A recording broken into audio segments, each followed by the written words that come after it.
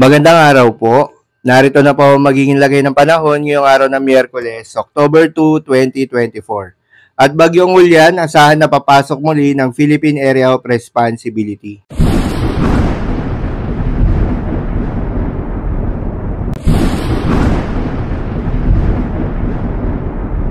Sa kasalukuyan na tayo sa pag-asa, si Bagyong Julian nga ay inaasahan na papasok muli ng Philippine Area of Responsibility ngayong gabi bilang isang typhoon category. Huli nga itong namataan ng pag-asa sa layong 265 kilometers west-northwest ng Itbay at Batanes. Taglay nito ang lakas ng hangin na umaabot sa 165 kilometers per hour malapit sa gitna at pagbugso na umaabot sa 205 kilometers per hour. Kumikilos ito na mabagal pa north-northeastward. Bagamat nasa labas na ito ng Philippine Area of Responsibility, nakataas pa rin ang Tropical Cyclone Wind Signal number 1 sa ilang bahagi ng Luzon, kabilang na ang Batanes, Babuyan Islands, northern at western portion ng Ilocos Norte, at northwestern portion of mainland Cagayan.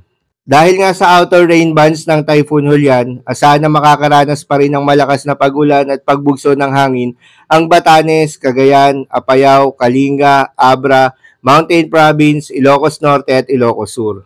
Maulap na papawirin at kalat-kalat na pag-ulan at thunderstorm sa Central Luzon at natitirang bahagi ng Cagayan Valley, Cordillera Administrative Region at Ilocos Region.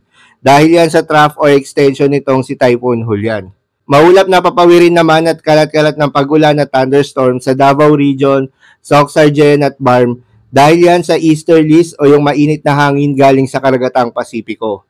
Bahagyang maulap na may mga pulupulong pag-ulan at thunderstorms naman sa Metro Manila at natitirang bahagi ng bansa dahil naman yan sa mga localized thunderstorms. Para naman sa magiging track nitong si Bagyong Julian, asahan na papasok muli ng Philippine Area of Responsibility ngayong araw at inaasahang magla-landfall sa timog kanlurang bahagi ng Taiwan mamayang gabi o bukas ng madaling araw. Pagkatapos, gagalaw ito ng pabago-bago bago muling lumabas ng Philippine Area of Responsibility at sa Taiwan Strait sa Biyernes o Sabado ng madaling araw. Sa ngayon, walang dominanteng sistema ng panahon ang nakakaapekto sa kilos ng bagyo, kaya posible pang magbago ang track nito sa susunod na mga bulletin. Patuloy na hihina ang taglay na lakas ni Bagyong Julian dahil sa paparating na northeasterly wind flow o yung hangin mula sa hilagang silangan at mas malamig na karagatan sa paligid nito. Inaasahang lalo pang hihina ito bago tumama na sa Taiwan. Para naman sa magiging lagay ng mga dagat baybayin, ayon sa pag-asa ay may nakataas pa rin na gale warning sa mga seaboards ng Batanes, Babuyan Islands at northern coast of Ilocos Norte. Payo ng pag-asa ay huwag munang pumalaot yung mga kababayan nating mangingisda at yung may mga maliliit na sasakyang pandagat sa mga nasabing seaboards dahil inaasahan pa rin yung maalon hanggang sa napakaalon na karagatan. So yun lamang po para sa lagay ng panahon ngayong araw ng Miyerkules. Keep safe everyone.